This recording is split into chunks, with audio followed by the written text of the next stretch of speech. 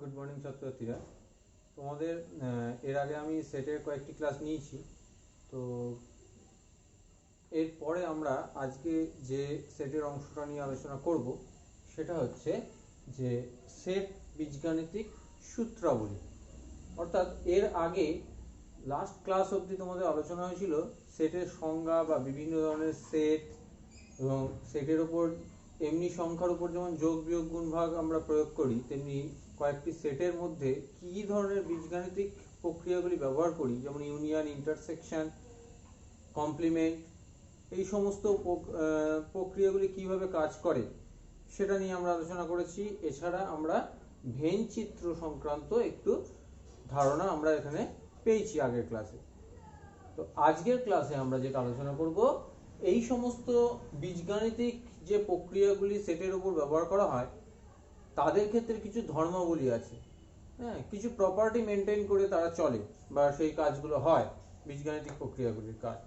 তো সেই ধর্মগুলো সম্পর্কে আমরা জানবো এবং তাদের মধ্যে কিছু সংখ্যকের প্রমাণ কিভাবে করতে হয় সেটা এখানে আমি করে দেখাবো। তো প্রথমেই আসা যাক, মেন যে বীজগাণিতিক সূত্রগুলি তোমাদের আছে সেটের চ্যাপ্টারে, সেগুলো কি কি। নাম্বার 1 দেখো লিখেছি A union A is equal to A, A intersection A is equal to A. এই সূত্রটিকে বলা হয় আইডেম্পোটেন্ট ল, বলা হয় আইডেম্পোটেন্ট ল। এটা কি বলছে না, বলছে এ সেটের সাথে এ সেটের ইউনিয়ন, ইউনিয়ন ইন্টারসেকশন, এগুলো আশা করি তোমাদের মাথায় আছে, লাস্ট ক্লাসে আমি আলোচনা করেছি। তো এ ইউনিয়ন এ মানে এ সেটের সাথে এ সেটের যদি ইউনিয়ন নেওয়া হয় তাহলে কি পাবো, এ সেটটাই পাবো। আবার এ সেটের সাথে এ সেটের যদি ইন্টারসেকশন বা ছেদ নেওয়া হয় তখন আমরা কি পাবো, এ সেটটাই ফিরে পাবো। কেন না, এ সেটের সাথে এ সেটের ইন্টারসেকশন নেওয়া মানে ওই দুটি সেটের কমন অংশটা নেওয়া। তা দুটো তো একই সেট এ, তাহলে তাদের কমন অংশ মানে এ সেটটাই থাকছে, সুতরাং সেক্ষেত্রে তার রেজাল্টটা হবে A intersection A is equal to A. বোঝা গেছে। নেক্সট আছে, এটা গেল নাম্বার 1। নেক্সট নাম্বার 2 কি আছে, A union B is equal to B union A এবং A intersection B is equal to B intersection A. এটাকে বলা হয় কমিউটেটিভ প্রপার্টি।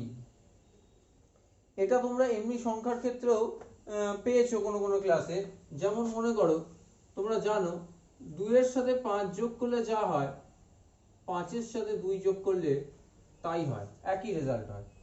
ঠিক আছে, সেই জিনিসটাই এখানে বলা হয়েছে যে এ সেটের সাথে বি সেটের ইউনিয়ন নিলে যেটা পাবো, যে সেটটা পাবো, আর বি সেটের সাথে যদি এ সেটের ইউনিয়ন নাও তাহলে একই সেট পাবো। অর্থাৎ এ আর বি এর জায়গাটা যদি অদল বদল করে দাও সেক্ষেত্রে কিন্তু একই সেট পাওয়া যাবে। এটাকে বলা হয় কমিউটেটিভ প্রপার্টি। নেক্সট নাম্বার 3 হচ্ছে আইডেন্টিটি ল। আইডেন্টিটি লটা কি বলছে, এ ইউনিয়ন এস, এস মানে জানো সার্বিক সেট, তাহলে এ ইউনিয়ন এস অর্থাৎ এ সেটের সাথে সার্বিক সেটের ইউনিয়ন নিলে কোন সেটটা পাবো, এস সেটটা। আবার এ ইন্টারসেকশন এস, তো সার্বিক সেটের সাথে এ সেটের যদি ইন্টারসেকশন বা ছেদ নাও তাহলে কি পাবো, এ সেট পাবো। আমি ছবি দিয়ে তোমাদেরকে জিনিসটা বোঝাচ্ছি। আবার দেখো এ সেটের সাথে ফাই সেট বা শূন্য সেটের যদি ইউনিয়ন নাও তাহলে কি পাবো, এ সেট। আর এ সেটের সাথে ফাই বা শূন্য সেটের ইন্টারসেকশন নিলে পাবো ফাই সেট। যদি ভেনচিত্র দিয়ে জিনিসটা বোঝানোর চেষ্টা করি তাহলে কিরকম হবে, মনে করো এইটা আমার এস সেট, আর এর মধ্যে একটা সাবসেট আছে এ। তাহলে আমি বললাম এ সেটের সাথে এস সেটের ইউনিয়ন নিলে কি পাবো, এটা হচ্ছে আমার এ সেট, তাহলে ইউনিয়ন নেব, এ সেটটা তো থাকবে তার মধ্যে আর এস সেটটাও থাকবে, তাহলে এই পুরো অংশটা থাকবে। তাহলে আলটিমেটলি পেলাম হচ্ছে এস সেটটা পেলাম। এ ইউনিয়ন এস নিলে আমি এস সেটটা পাবো। আর যদি এ ইন্টারসেকশন এস নিই তাহলে কি পাবো, এ সেট মানে এটা, এস সেট মানে পুরোটা, ইন্টারসেকশন নেওয়া মানে তাদের কমন পার্টটা। কমন পার্টটা কোনটা না, শুধু এটা, এ যে অংশটা সেটা দুজনের মধ্যে কমন আছে। তাহলে এ সেটের সাথে এস সেটের ইন্টারসেকশন নিলে আমি তখন পাবো এ সেট। বুঝা গেছে। এবার দেখো এই হচ্ছে এ সেট আছে, এর সাথে ফাই সেটটা নিই, ফাই সেট মানে হচ্ছে যে সেটের মধ্যে কোনো পদ নেই, তাহলে এ সেটের সাথে ফাই সেটের যদি ইউনিয়ন নিই তাহলে কি হবে, তাহলে আমি ন্যাচারালি এ সেটটা পাবো। আর এ সেটের সাথে ফাই সেটের যদি ইন্টারসেকশন নিই তাহলে কমন অংশ কি, এ সেটে তো কিছু সংখ্যক পদ আছে আর ফাই সেটে কোনো পদই নেই, তাহলে কমন পার্ট কোনটা হবে না, কোনো পদই কমন থাকবে না, সেই জন্য ইন্টারসেকশন নিলে তখন আমি ফাই সেটটা পাবো। ঠিক আছে, তাহলে এটা গেল 3 নম্বর প্রপার্টিটা।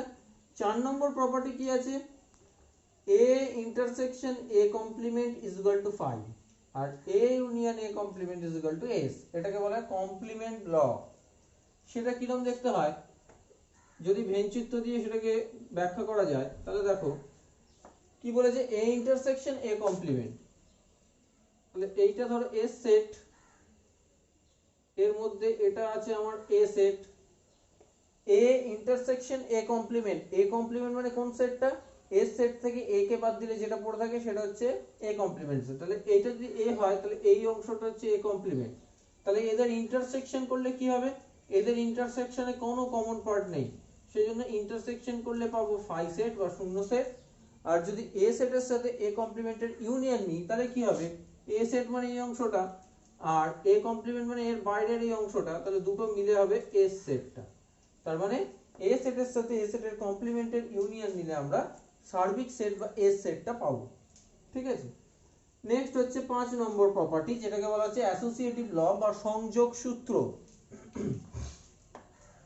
সংযোগ সূত্র কি বলেছে, A union B union C is equal to A union B union C, অর্থাৎ প্রথমে এ আর বি সেটের ইউনিয়ন করে তার সাথে সি সেটের ইউনিয়ন করলে যে সেটটা পাবো, আমি যদি বি আর সি এর ইউনিয়নটা আগে করি তার উপর যদি এ সেটের ইউনিয়ন করি তাহলে ওই একই সেট পাবো।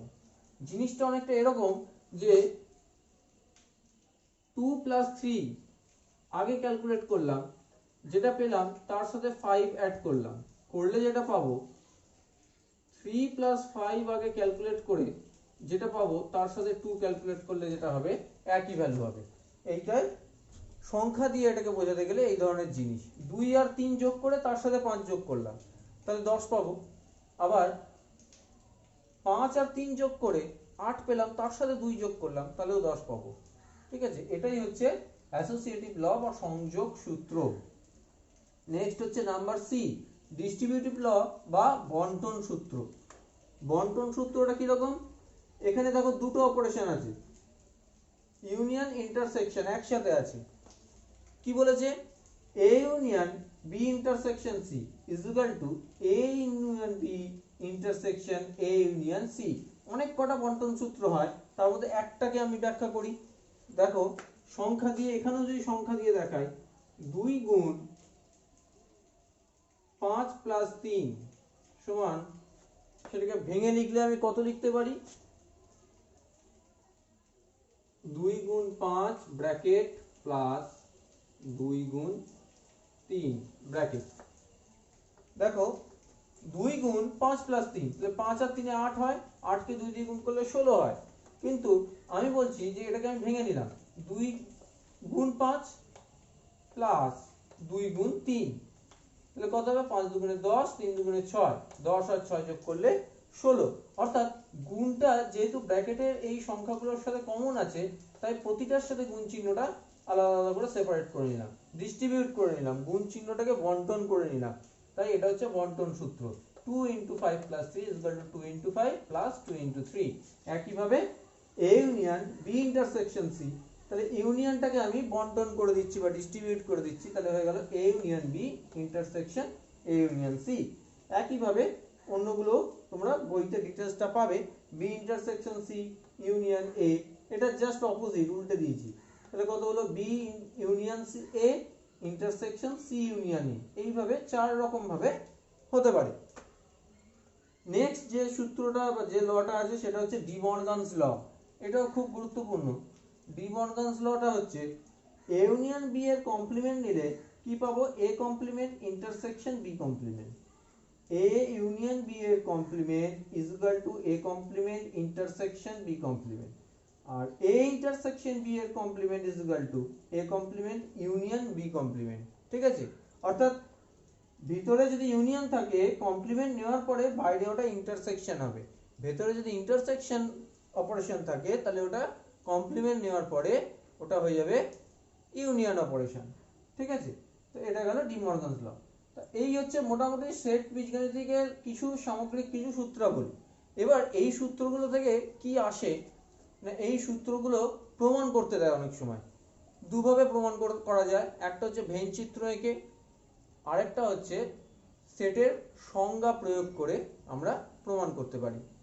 তা আমি এগুলোর মধ্যে মনে করো এই প্রথমটা আমি সিলেক্ট করে নিলাম, এইটা কিভাবে প্রমাণ করবে সেটা আমি দেখাবো। এবং এইভাবে এটার মতো করে যে কোনো বীজগাণিতিক সূত্র এগুলোর মধ্যে যেটাই দিক না কেন সেটাকে তোমরা অনায়াসে প্রমাণ করতে পারবে, সবকটা একই রকম মেথড। তাহলে দেখা যাক এইটা আমরা প্রমাণ করি।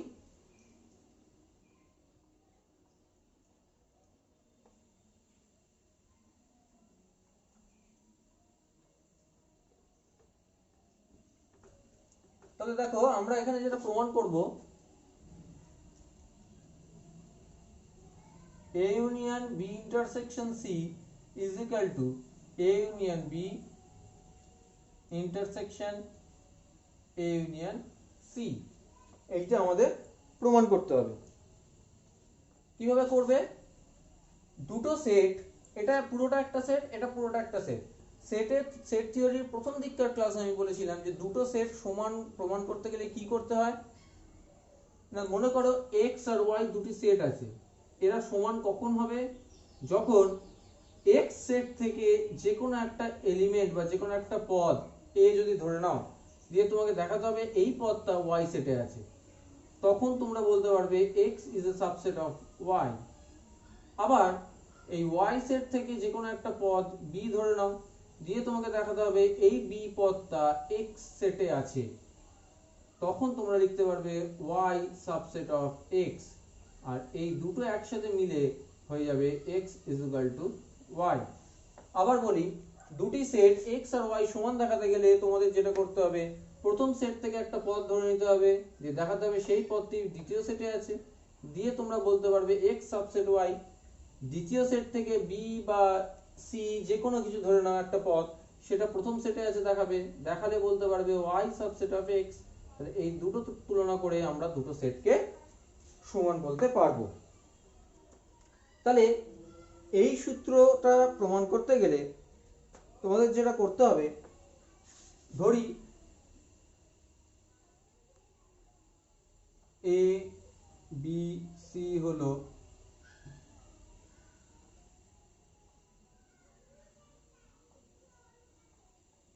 তিনটি অশূন্য সেট। অশূন্য সেট কেন ধরে নিচ্ছি না, শূন্য সেটের ক্ষেত্রে সবসময় দুটো শূন্য সেট যদি নিই তারা সবসময় সমান হবে, কারণ শূন্য সেট মানে তার মধ্যে কোনো পদ নেই। সুতরাং আমাকে দুটো সেট সমান দেখাতে গেলে অবশ্যই তাদেরকে অশূন্য সেট ধরে নিতে হবে। দুটি অশূন্য সেটের ক্ষেত্রেই তাদেরকে সমান প্রমাণ করাটা যথার্থ। শূন্য সেট হলে তাদেরকে সমান দেখানোর জন্য কোনো প্রমাণ প্রয়োজন হয় না, ওরা অটোমেটিক্যালি সমান হয়।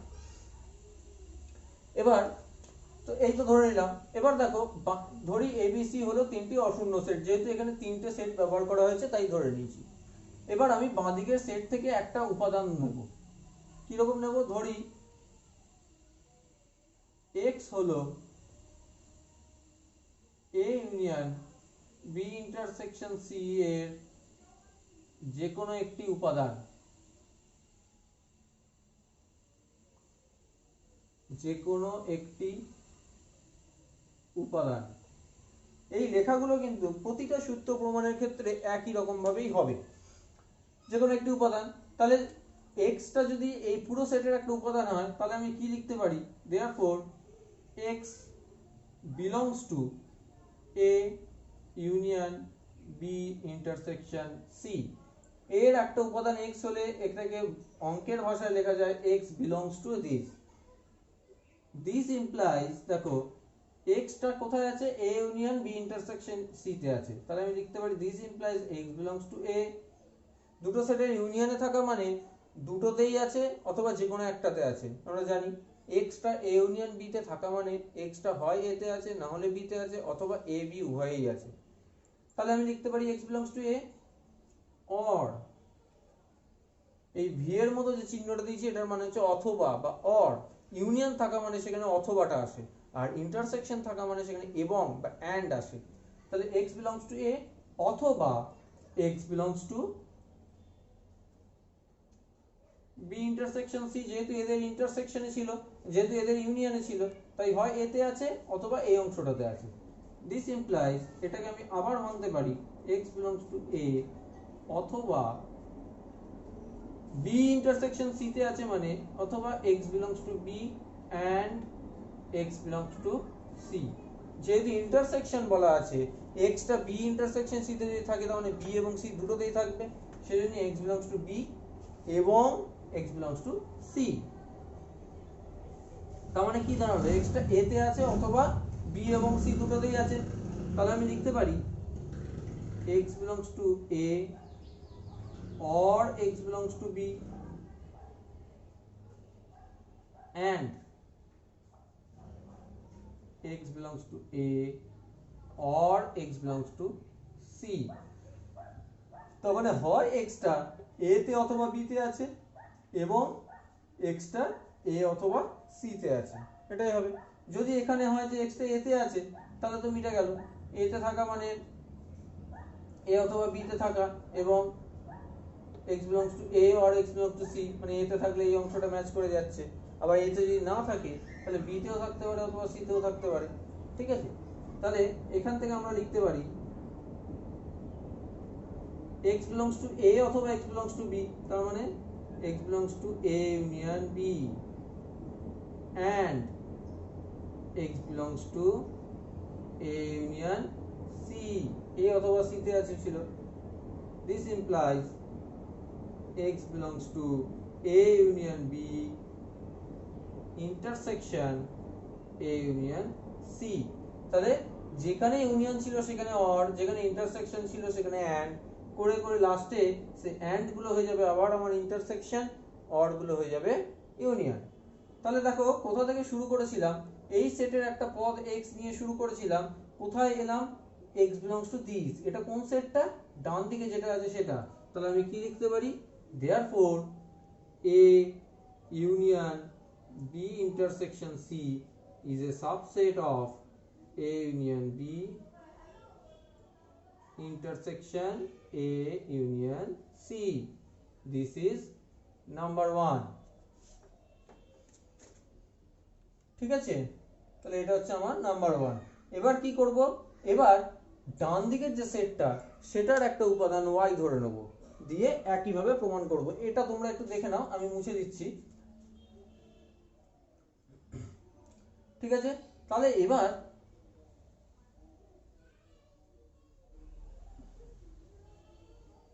আমরা ডান পক্ষের যে সেটটা দেওয়া আছে সেখানকার একটা পদ x না ধরে y z a b c d যা খুশি ধরে নিতে পারি। এবার তাহলে কি ধরি, y হলো a union b intersection a union c এর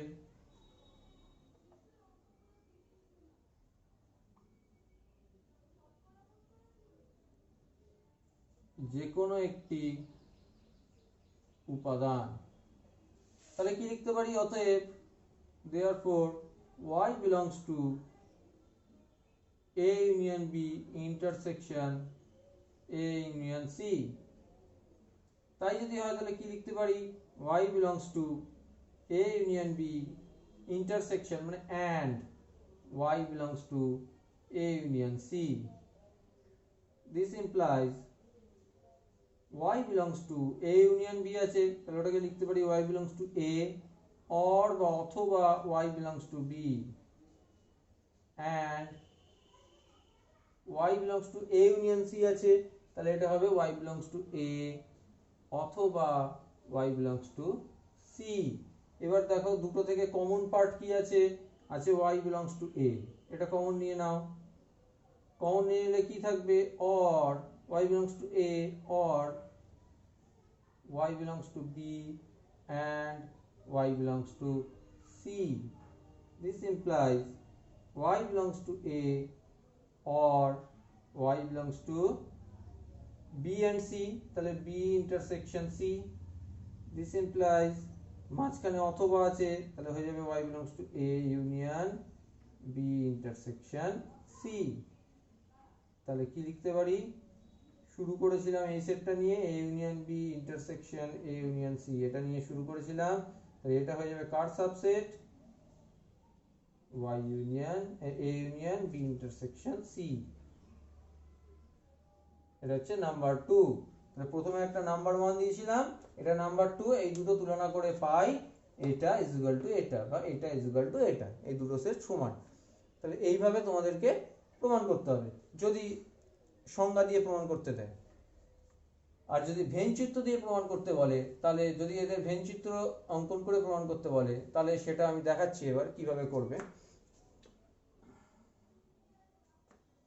এটা দেখে নাও, এটা মুছে দিচ্ছি।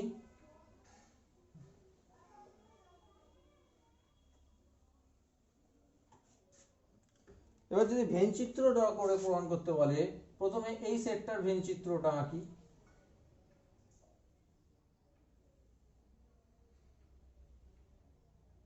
এটা মনে করো আমার এস সেট বা সার্বিক সেট, তিনটে সেট আছে এ বি সি।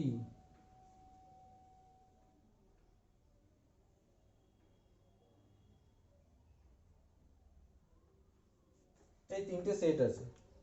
তাহলে প্রথমে কি দেখবো, ধাপে ধাপে করব। প্রথমে আছে দেখো ফার্স্ট ব্র্যাকেটের মধ্যে বি ইন্টারসেকশন সি, সেটা কোন পার্টটা হবে, এটা হচ্ছে আমার বি সেট, এটা হচ্ছে C set. B intersection C মানে তাদের কমন পার্ট এইটা, বি ইন্টারসেকশন সি।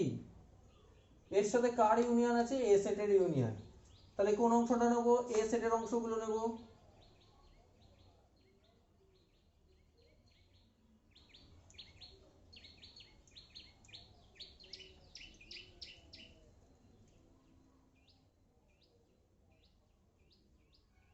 হয়ে গেল। এটা হচ্ছে আমার কোন সেটটা বলে পেলাম, A union B intersection C, এই সেটের ভেন চিত্র হচ্ছে এটা।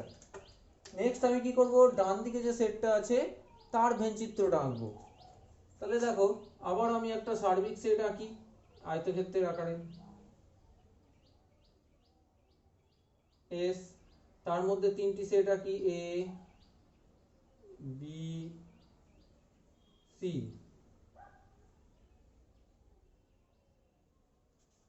হলো। এবার দেখো ফার্স্ট ব্র্যাকেটে কি আছে, A union B. A union B মানে কোনটা, এ আর বি এর টোটাল অংশটা নিয়ে হচ্ছে এ ইউনিয়ন বি।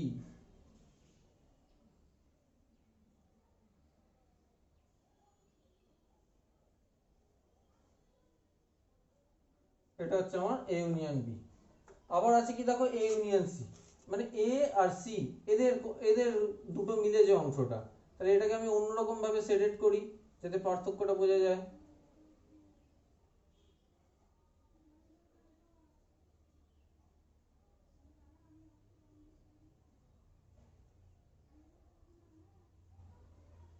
এবার বলেছে যে এদের ইন্টারসেকশন, এ ইউনিয়ন বি পেয়ে গেলাম এরকম ড্যাশ দিয়ে, এ ইউনিয়ন সি পেয়ে গেলাম লম্বালম্বি দাগ দিয়ে।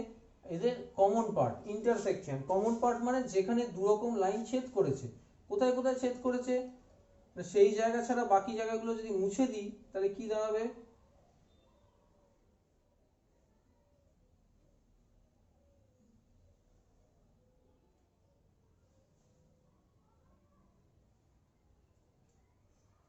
তাহলে দেখো এই অংশটা আসছে, এইটা হচ্ছে আমার A union B intersection A union C এর ভেন চিত্র।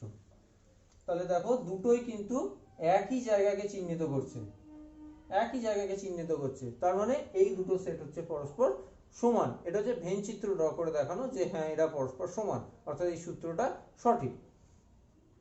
তো বইতে এই প্রমাণটা ভেন চিত্র দিয়ে যদি দেখো দেখবে অনেক কটা ধাপে ধাপে করা আছে, অর্থাৎ প্রথমে এ ইউনিয়ন বি এর একটা ভেন চিত্র, তারপরে এ ইউনিয়ন সি এর একটা ভেন চিত্র, এইভাবে করা আছে। আমি ওটাকে একবারে এঁকেছি, তাছাড়া কিছু না, ওটা ধাপে ধাপে করতে পারলে খুবই ভালো।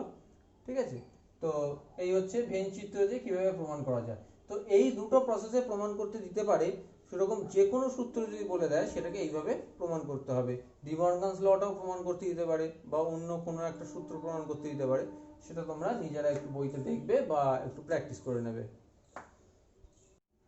আচ্ছা, নেক্সট আমরা যেটা আলোচনা করব সেটা হচ্ছে Cartesian product of two sets বা দুটি সেটের কার্টেসীয় গুণফল।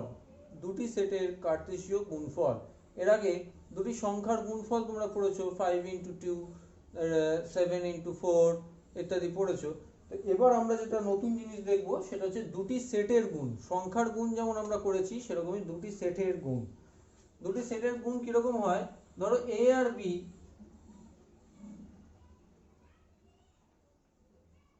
দুটি অশূন্য সেট, সেক্ষেত্রে তাদের কার্টেসীয় গুণ অর্থাৎ a ক্রস b,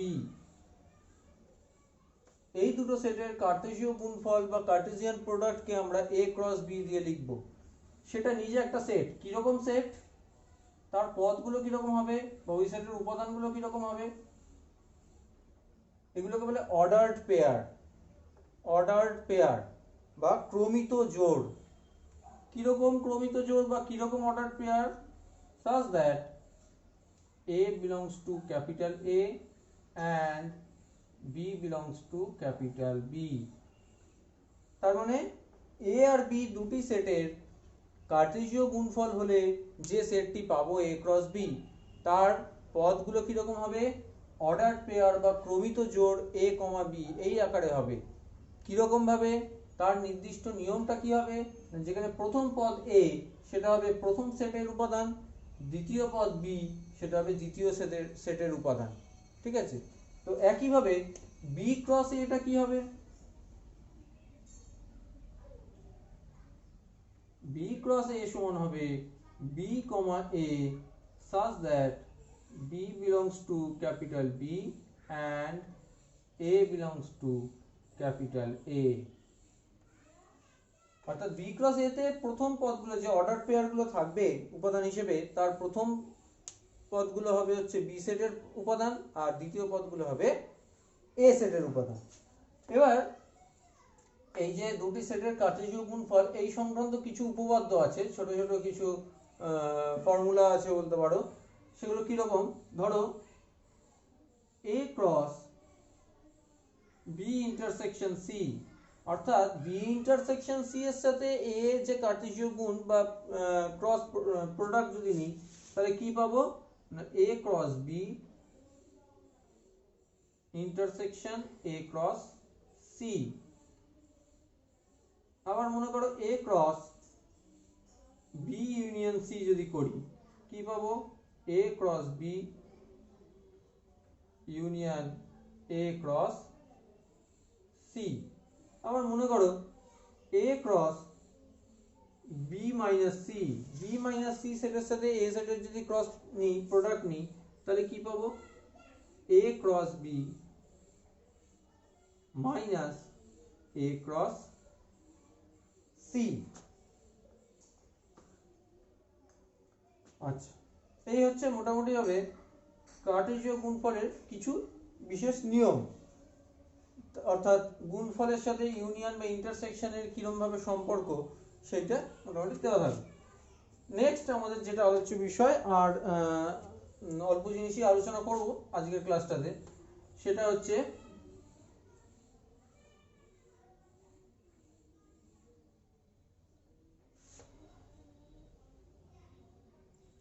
দুই বা তিন সংখ্যক সেটের যোগের ক্ষেত্রে কতগুলি পদ থাকতে পারে সেটা।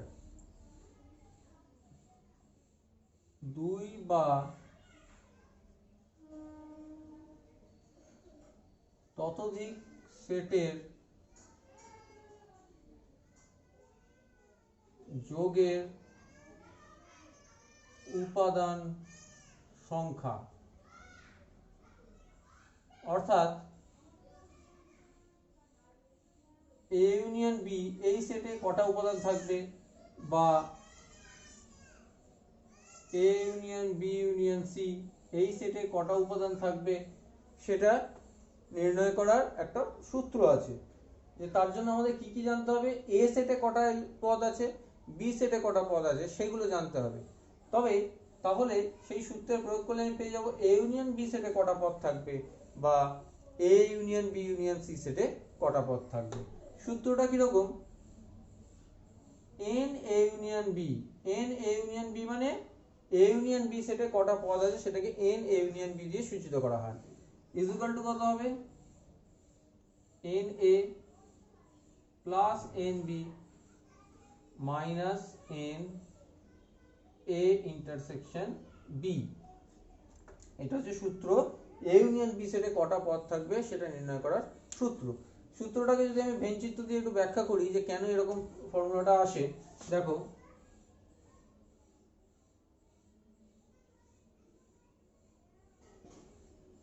একটা সার্বিক সেট ড্র করলাম, এই একটা এ সেট, এই একটা বি সেট, ঠিক আছে। এবার মনে করো এ সেটে আছে এই একটা দুটো তিনটে চারটে পাঁচটা, এই পাঁচটা পদ আছে। এই যে পদটা সেটা এ সেটেও আছে বি সেটেও আছে, কারণ কমন অংশে আছে। এবার ধরো বি সেটে আছে এতগুলো পদ, তাহলে এবার যদি তোমাকে আমি বলি এই চিত্র থেকে বলো এন এ সমান কত, অর্থাৎ এ সেটে কটা পদ আছে, দেখো লক্ষ্য করো 1 2 3 4 5 5। এন বি কতগুলো আছে, 1 2 3 4 5 6 7 এতগুলো। এবার যদি বলি এন এ ইউনিয়ন বি তে কটা আছে, তাহলে সব কটা 1 2 3 4 5 6 7 8 9 10 11 11 খানা। তাহলে এ ইউনিয়ন বি সেটে আছে 11 খানা পদ। তাহলে এই সূত্রটা কি এখানে প্রযোজ্য হচ্ছে? দেখো সূত্রটা কেন এরকম হলো, তাহলে এন এ ইউনিয়ন বি সমান, অর্থাৎ এ ইউনিয়ন বি এর মধ্যে কটা পদ আছে সেটা কাউন্ট করতে গেলে আমরা প্রথমে কি নিচ্ছি, এ সেটের পদগুলো নিচ্ছি এন এ, এন এ নিলাম, এন এ কত, এন এ মানে 5 প্লাস কি আছে এন বি, এন বি কত 7, তাহলে 7 আর 5 হয়ে গেল 12। কেন 12 হলো, 11 এলো না কেন, না minus n A intersection B আছে। কেন এন ইন্টারসেকশন বি মানে এই যে এই অংশটা হচ্ছে এ ইন্টারসেকশন বি, এই অংশটা কেন বাদ দিচ্ছি একবার, কারণ এইখানে যে পদটি আছে এন এ কাউন্ট করার সময় সেটাকে একবার ধরেছি, এন বি কাউন্ট করার সময় আরেকবার ধরেছি, কারণ ওই পদটি এ আর বি দুটো সাইডেই ছিল, তাহলে ওটাকে দুবার ধরা হয়েছিল। সেই জন্যই ওইখানে কোনো অঙ্কে যদি তিনটে পদ থাকে ওই অংশে অর্থাৎ কমন অংশতে, তাহলে সেখানেও এন এ ইন্টারসেকশন বি বার করে বাদ দিলে তবে অ্যান্সারটা মেলে, কারণ ওই তিনটে পদকে আমি দুবার করে কাউন্ট করে নিচ্ছি, এ তে যখন কাউন্ট করছি তখনও হচ্ছে, বি সেটে যখন কাউন্ট করছি তখনও আবার ওই তিনটে পদকে আরেকবার কাউন্ট করছি। সেই জন্যই এখান থেকে এন এ ইন্টারসেকশন বি মানে কত 1, এটা সাবট্রাক্ট করলে হয় 11। এই হচ্ছে এই সূত্রটির ব্যাখ্যা। এবার আসা যাক তিনটে সেটের ক্ষেত্রে সূত্রটি কি হবে। N A union B union C, এটা কত হবে,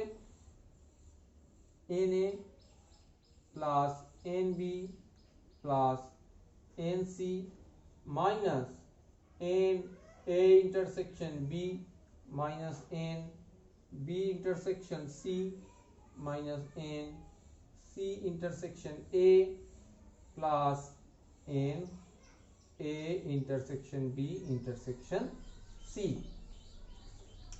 ঠিক আছে, এটা হচ্ছে তিনটে সেটের ইউনিয়নের ক্ষেত্রে কতগুলো উপাদান থাকবে সেটা বার করার সূত্র হচ্ছে এটা।